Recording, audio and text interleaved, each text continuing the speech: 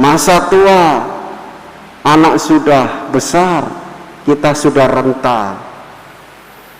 Mas, kamu kecil tak besarin, sekarang bantulah aku ini. Enggak, isik aku mbok sia-sia. Wah, ini bukan anak Katolik ya. Sama orang tua tidak boleh begitu. Hormati. Demikian juga para orang tua.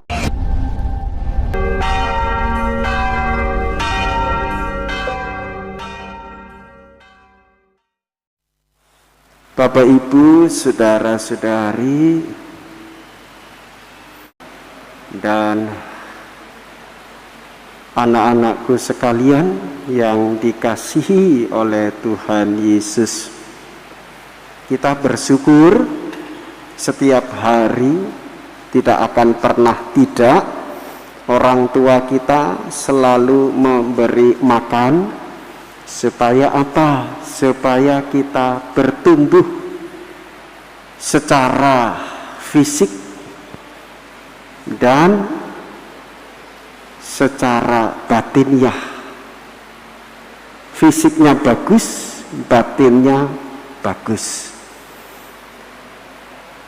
Dan makanan jiwa, kita diajak, dibimbing, diajar, dididik oleh orang tua untuk membaca, menulis.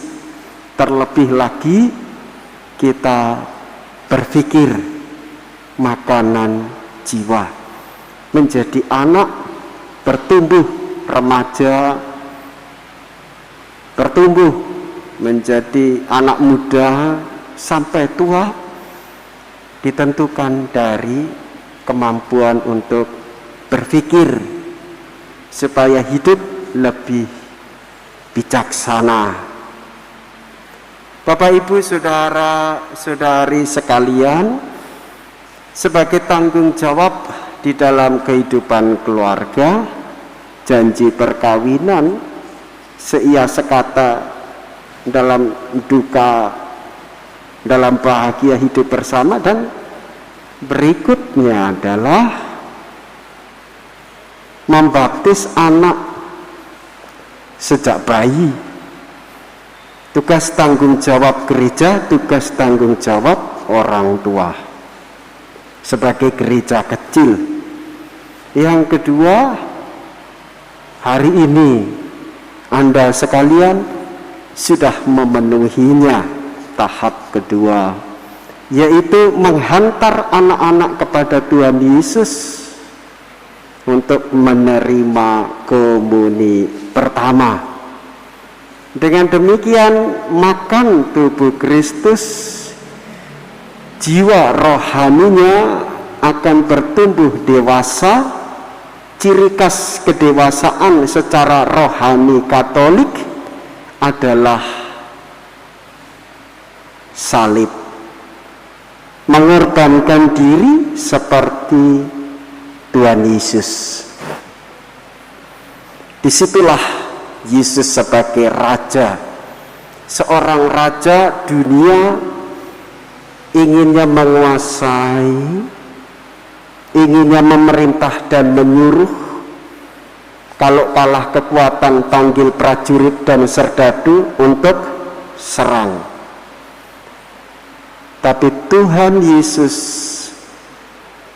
kerajaannya adalah kasih, kerajaannya adalah belas kasih, supaya orang bisa hidup, mencapai hidup yang kekal. Yang dilaksanakan sekarang, Tuhan Yesus mengumpamakan seorang raja yang memberikan gambaran sebelah kanan domba, sebelah kiri kambing.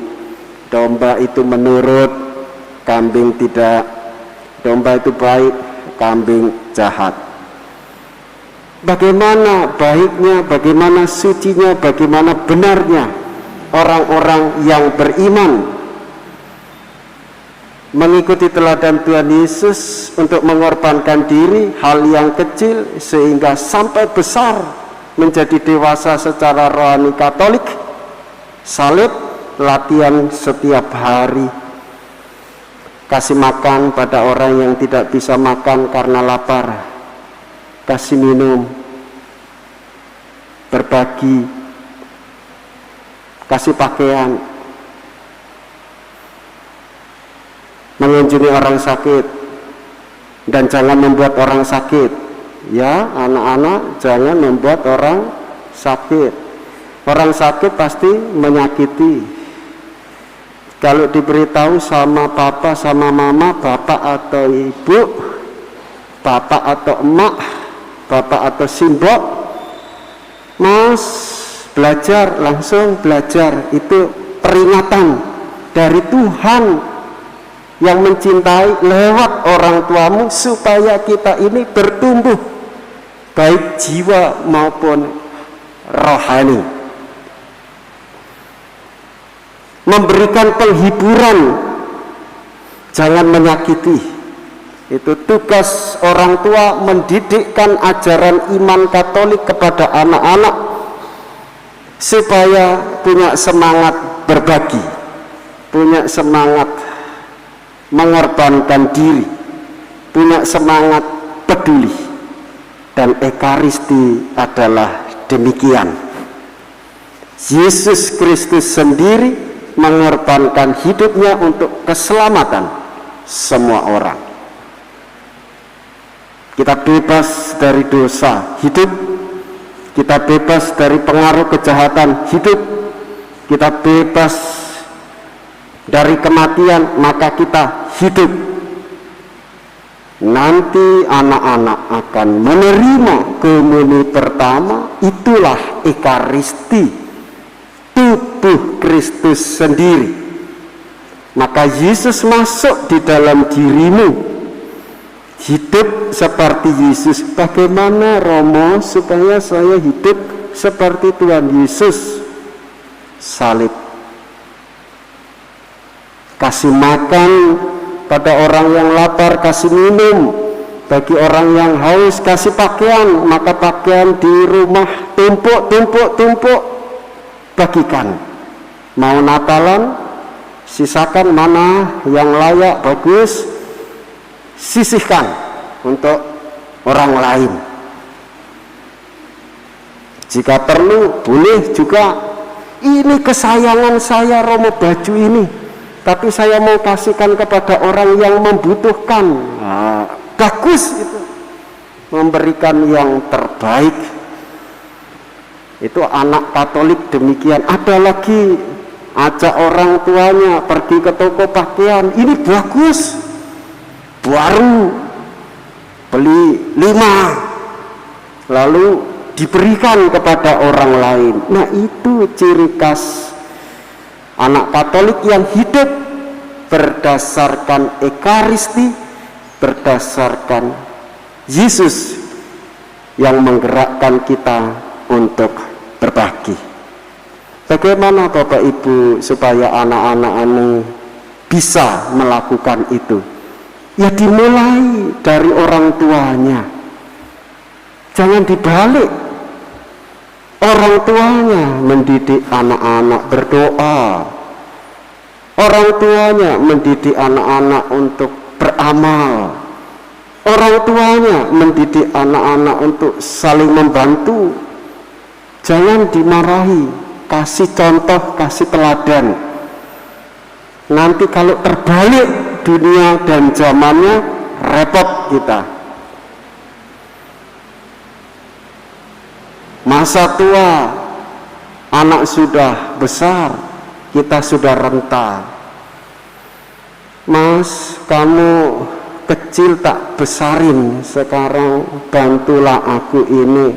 Enggak, bisik aku mbok sio-sio. Wah, ini bukan anak Katolik ya. Sama orang tua tidak boleh begitu. Hormati. Demikian juga para orang tua. Berapa hari, berapa bulan, berapa tahun Anda sudah mengunjungi orang tua kita? Sudah berapa lama kita mendoakan arwah orang tua dan sesepuh kita. Ingat, jasa mereka sangat banyak. Karena orang tua kita bisa seperti ini. Nah, kerajaan Yesus adalah kerajaan damai, belas kasih, pengampunan, merangkul semua orang supaya hidupnya aman, tentram, damai, sejahtera, saling membantu, saling menguatkan, saling menghibur, dan juga saling mengampuni. Kasih dan pengampunan itu kekuatan orang Kristiani. Berikanlah pada orang yang membutuhkan apa yang kamu punya. Jika tidak punya, orang lain butuh, carilah, pergilah, dan belilah, berikan kepada orang yang membutuhkan.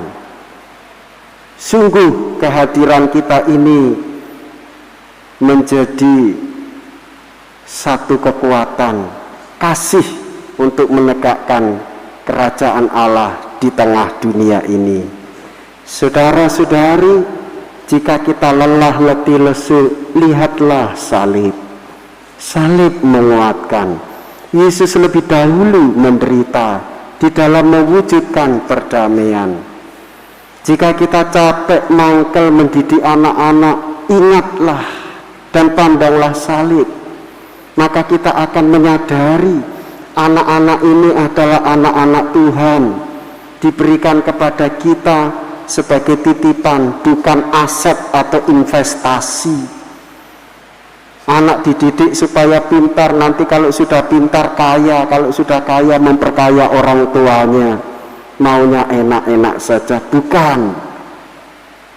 Tetapi ini panggilan untuk mewujudkan kerajaan Allah di tengah dunia. Tuhan Yesus memberkati kita semua. Amin.